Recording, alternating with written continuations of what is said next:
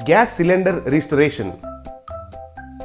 उमापुर के गांव में हरि कहकर एक वेल्डर रहता था। वो लोहे की सामान का वेल्डिंग करता रहता था। हरि के शॉप में विजय कहकर और एक लड़का भी वेल्डिंग करता था। विजय बचपन से ही बहुत मेहनत करता था, लेकिन हरि उनको अच्छे से पैसा नहीं देता था। इतना ही नहीं बल्कि विजय की बहुत बेइज्जती भी करता था।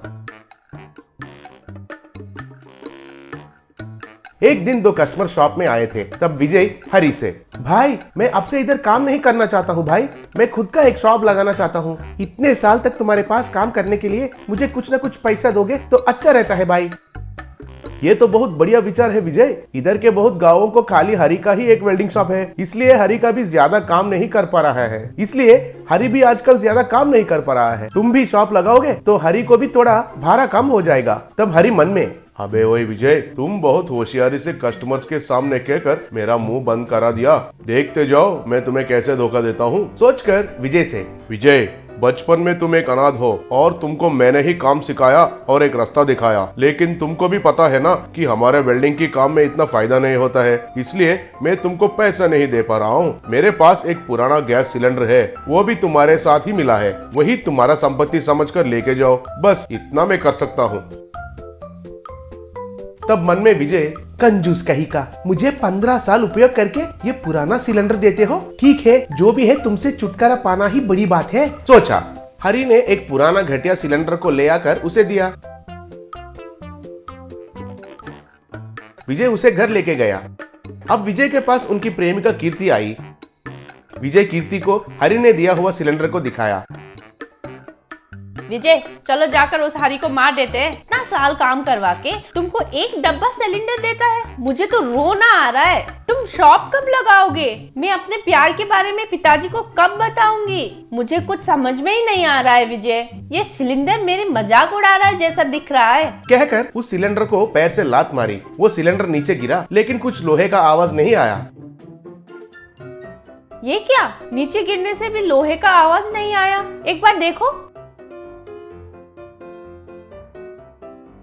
तब सिलेंडर को देखकर विजय, ये तो जंग नहीं है कीर्ति, मिट्टी, ऑयल और गंध है। इतनी पुरानी सिलेंडर को जंग नहीं लगा है बोले तो ये प्लास्टिक का तो नहीं है ना? कहकर उसे बाहर ले जाकर उसे रिस्टोरेशन किया। तब वो एक सोने के सिलेंडर जैसा चमकने लगी। उसे देखकर दोनों चौंक गए। इससे हमारी जिंदगी सेट हो जाएगी। तुम्हारे मुंह रे बेवकूफ, वो हरि ने क्या कहा? जब तुम अनाथ थे तब तुम्हारे साथ वो सिलेंडर भी मिला है कहा था ना, तो उसे तुम मिले हो कहकर क्यों सोचना है? वो तुमको किडनैप भी तो किया होगा। तुम्हारे साथ ये सोने का सिलेंडर मिला है तो तुम्हारे माँ बाप कितने अमीर होंगे। जाकर उस हरि को अच्छे से मारो, तब वो सच बताएगा। तब विजय और कीर्ति दोनों मिलकर हरि के शॉप के पास गए थे। उधर एक 10 साल का बच्चा, मुझे मेरे मम्मी पापा चाहिए, मुझे मम्मी पापा के पास लेके जाओ कहकर रोने लगा। उनको देखकर बच्चे से विजय, बेटा कौन हो तुम, क्यों रो रहे हो? अंकल, कल रात में अपने मम्मी डैडी के साथ मंदिर देखने के लिए आया था। मैं रात कमरे में सो गया था, लेकिन सुबह उठकर देखा तो मैं इधर आया हूँ कहकर रोने लगा। तब हरि को पकड़कर विजय, क्यों रे, मुझे बचपन में किडनैप किया, वैसे ही इस बच्चे को भी किडनैप किया है क्या? तो तुम्हारे जरूरतों को पूरा करने के लिए बच्चों को किडनैप करते हो, बदमाश कहीं का? कहकर उसको खूब पीटने लगा। अरे विजय क्या बक रहे हो, मैं किडनैप क्यों करूंगा, कह रहा था। तब उधर पुलिस आए और हरि को पकड़कर खूब पीटे। सर प्लीज सर, मुझे मत मारो, मैं सच बोलता हूँ, उस बच्चे को मैंने ही किडनैप किया। वैसे ही विजय को भी 15 साल पहले बिजनेसमैन वरदान साहब के घर से किडनैप किया था सर। तब पुलिस हरि को अरेस्ट करके लेके गए। अगले दिन विजय और कीर्ति को एसआई बिजनेसमैन वरदान के घर लेके गया और वरदान जी को हरि के बारे में सब कुछ कहा। तब वरदान और उनके परिवार वाले उनके बेटे विजय वापस मिलने पर बहुत खुश हो गए थे। बाद में कुछ दिनों के बाद विजय और कीर्ति की शादी भी बहुत धूमधाम से किए थे। एक गांव में रामदेव नाम का एक किसान तरबूजों की खेती करता रहता था। नेशनल हाईवे के पास उनका 2 एकड़ का खेत है। एक दिन जब रामदेव अपने खेत में काम कर रहा था तो उनका बेटा सचदेव आकर, पिताजी शहर में मेरी पढ़ाई खत्म हो गई है, मैं फर्स्ट क्लास में पास हुआ हूँ, एमएस करने के लिए अमेरिका जाना चाहता हूँ, उसके लिए 10 लाख दीजिए। देखो बेटा, अब तक तो मैं अपनी शक्ति से बढ़कर तुमको पढ़ाया है।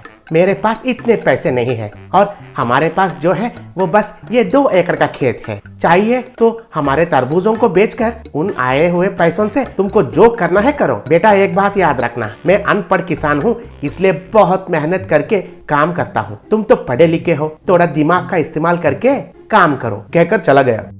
ये तरबूज बेचे तो 1 लाख भी नहीं आएगा। उन पैसों से इस गांव में मैं क्या कर सकता हूँ, सोचने लगा और उनके खेत के पास हाईवे को देखा तो उनको कैलाश ढाबा रेस्टोरेंट दिखाई दिया। हाईवे पर जाते हुए यात्रिक कैलाश के ढाबे के पास रुककर खाना खा रहे थे। वो देखकर सत्यदेव को एक विचार आया, मेरे खेत में तरबूज बेचकर आने वाले 1 लाख से तो मैं अमेरिका तो नहीं जा सकता हूँ। वही पैसों से इस हाईवे पर एक कॉन्सेप्ट रेस्टोरेंट लगाऊं तो बहुत कम समय में मुझे जितना चाहिए उतना पैसे कमा सकता हूँ, तब मैं अमेरिका जा सकता हूँ, कहकर सोचा। उसकी सोच से कैलाश ढाबा रेस्टोरेंट के बाजू में एक जैंट वाटरमेलन रेस्टोरेंट के रूप में एक नया कॉन्सेप्ट रेस्टोरेंट की निर्माण किया। उस रेस्टोरेंट में वाटरमेलन कॉन्सेप्ट के नाम पे watermelon juice, watermelon ice creams, watermelon dosa, watermelon biryani, watermelon parotta, ऐसे वाटरमेलन को मेन इंग्रेडिएंट बनाते हुए नया नया रेसिपीज बनाना शुरू किया। सत्यदेव का ये वाटरमेलन कॉन्सेप्ट बहुत सक्सेस हुआ और कैलाश का बिजनेस बहुत गिर गया। कुछ दिनों के बाद सत्यदेव के खेत में तरबूजे खत्म हो गए थे और रेस्टोरेंट को वाटरमेलन का स्केर्सिटी आया। वो बात जानकर कैलाश, वो सत्यदेव तो वाटरमेलन कॉन्सेप्ट के नाम पे बहुत हंगामा किया था। अब उनके खेत में तरबूजे खत्म हो गए हैं, इसलिए कस्टमर सारे मेरे ढाबा को ही आ रहे हैं, कहकर बहुत खुश हुआ।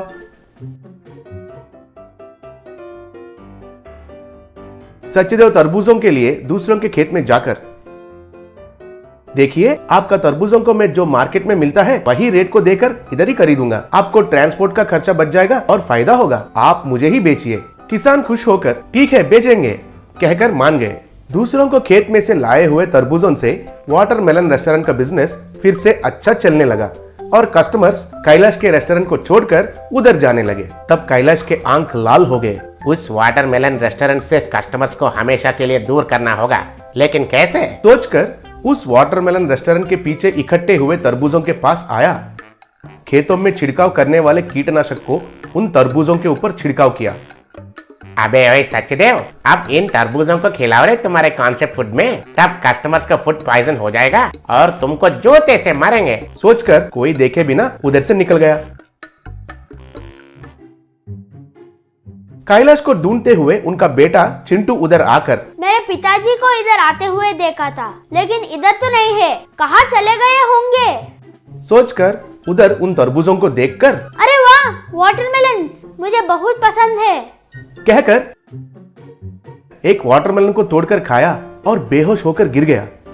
सचदेव और बाकी लोग उधर आकर देखे। चिंटू के मुंह से झाग निकलते हुए देखकर, चिंटू को सांप ने काट लिया, डॉक्टर के पास ले जाना है, कहकर चिल्लाया।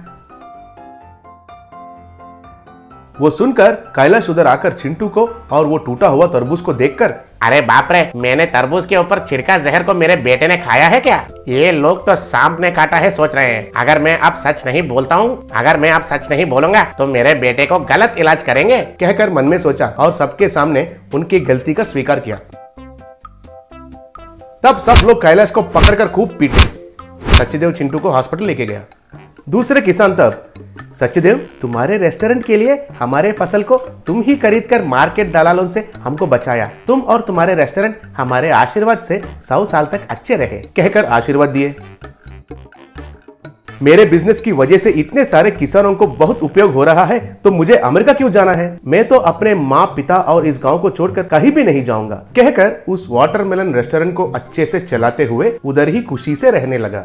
बुंदेलखंड नाम का एक गांव था। उस गांव में कृष्णा नाम का एक व्यक्ति था। वो एक दिन अपने कॉलेज ग्राउंड में दुखी बैठा था। तब उसके बगल में ही आसमान से एक चमकती रोशनी आकर गिरी। वो देखकर कृष्णा डर कर उठा और बैठ गया।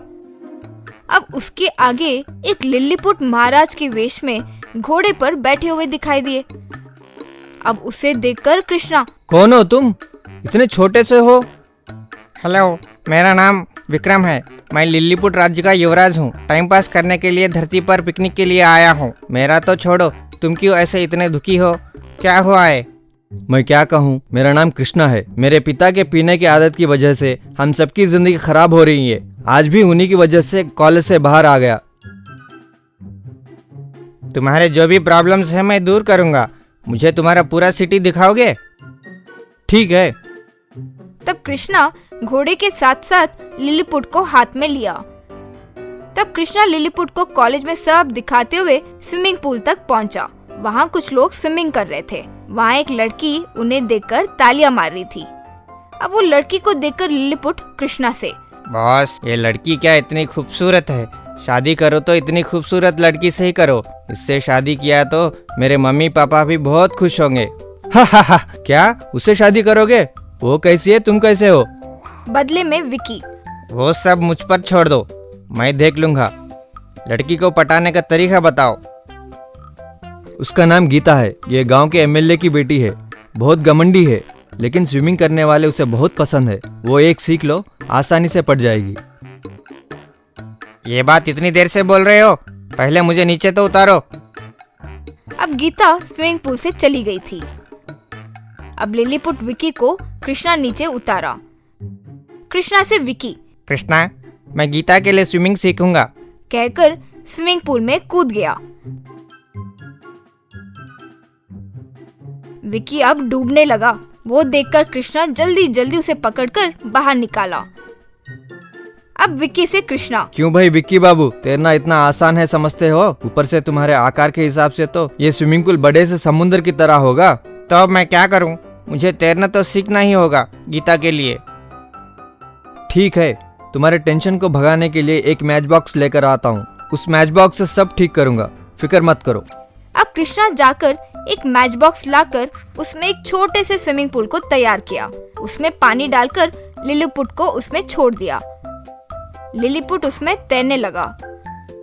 यूं कुछ दिन होने के बाद मैच बॉक्स स्विमिंग पूल में विक्की को तैरते हुए देखकर कृष्णा, विक्की, तुम बहुत कम समय में बहुत अच्छी तरह से स्विमिंग सीख चुके हो।